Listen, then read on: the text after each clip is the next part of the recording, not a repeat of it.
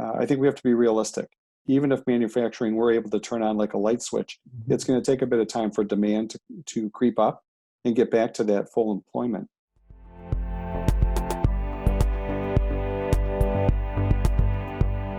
John Walsh, President and CEO of the Michigan Manufacturing Association. Thanks for joining us on One Detroit. Thanks, Nolan. Glad to be here. It's good to have you, John. And you're going to talk to us about the need to get Michigan's manufacturing segment open as soon as it's safely possible to do so. What's the sense of urgency, John? Well, it's at a variety of levels, but first and foremost is recognizing that COVID certainly is a health risk, absolutely, without question.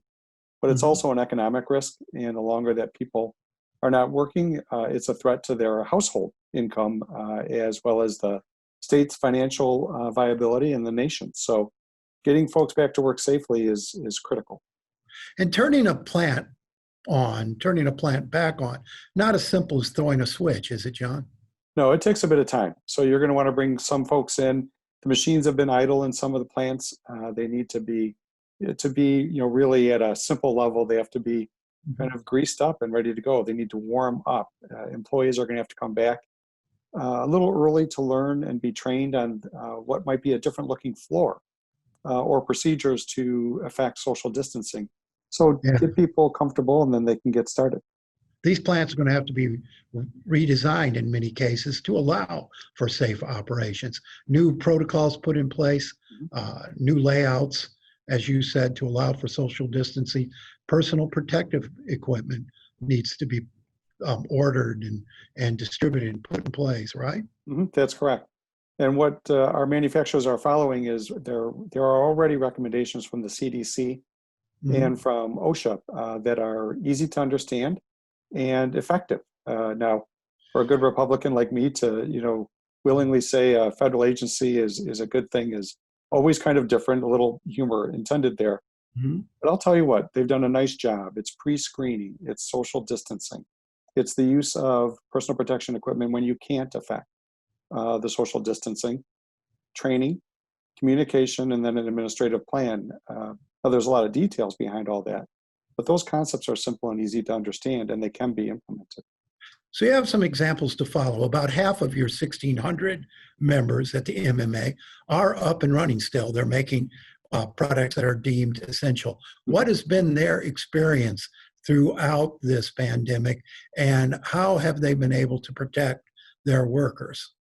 They followed those procedures that I just mentioned, and they've done it successfully. We're not aware of any risks that are coming from risks that haven't been mitigated, at least, at the facilities that are operating.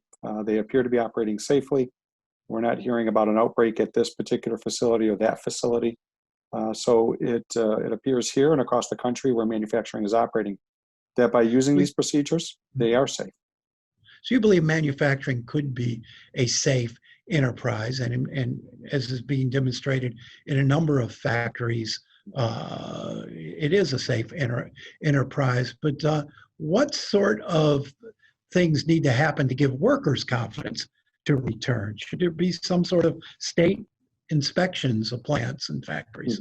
So I think that's a key question, Nolan, regardless of how I might feel or how a stakeholder or a decision maker might feel. It's down to the employer and the employee.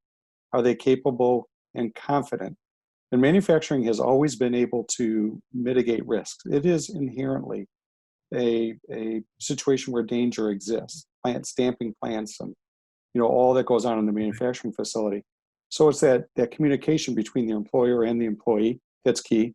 Following these provisions, making sure that they're comfortable, understanding that there is some federal or state authority, I think, is critical to folks.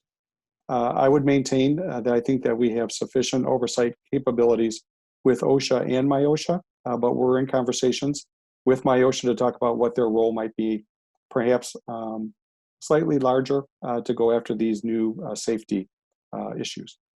Now, John, we got about 650,000 manufacturing workers in Michigan. What's your concern coming out of this in terms of job losses? How many of those folks are not going to have jobs when this shutdown ends?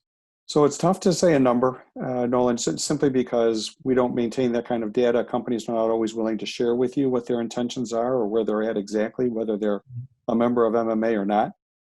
But I think it's safe to say that there will be thousands of employees that won't have a job to go back to, whether it's COVID related, a diminished number of employers because of this, or the slowness in the economy now. So we took an economy that was moving along pretty healthy in a healthy manner and stopped it abruptly. And it's going to take time for people to begin buying things. So I think we have to be realistic. Even if manufacturing were able to turn on like a light switch, it's going to take a bit of time for demand to creep up and get back to that full employment. And if I can, I want to make a really important point. What's incredible about all of this, that health and economic risk that COVID represents. Just 6 weeks ago, one of the biggest issues our members were facing, if not the biggest, was finding talent, keeping people on the job.